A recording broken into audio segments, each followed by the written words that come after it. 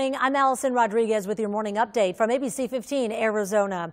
We are tracking the latest officer-involved shooting in the valley. Saturday afternoon, Mesa police responding to a 911 hang-up call near Lindsay and McKellips were told a man there bought a gun out from inside of his home and then pointed it at police. That is when one officer opened fire. The suspect barricaded himself inside, but when SWAT teams entered, they found him dead. This does mark the 46th officer-involved shooting in the valley just this year. A wrong-way driver stopped by DPS on the Loop 101 this morning. The trooper actually physically blocking the driver with the car at the on-ramp from University Drive. The good news here is troopers were able to cut them off before anybody got hurt. MCSO, meantime, saying they are not going to be enforcing the so-called stupid motorist law this monsoon. They tell us they're worried that drivers who do get caught in flooded areas may not call for help when they really need it if they're concerned about getting fined. ABC 15 and your most accurate forecast right now.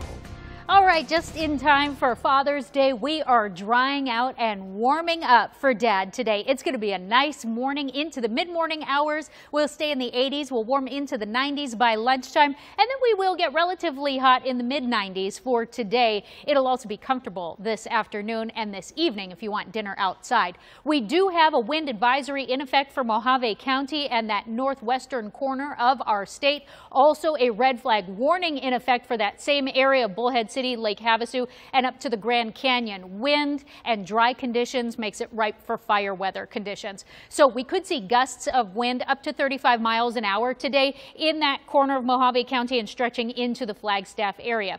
Temperatures will be a little more mild inland, 70 degrees, the forecast high for Flagstaff today, mid-80s for Sedona, upper 70s for Prescott, Payson, and mid-70s if you're in Show Low, southern portion of our state, everybody in the mid to upper 90s. The 90s stick around today and tomorrow to start your work week, and then triple digits return on Tuesday, and then we really start to warm up and get into excessive heat by week's end 110 on Friday. We are going to have another update this afternoon. Until then, you can get the latest news, weather, and traffic at abc15.com or by downloading our free ABC 15 app.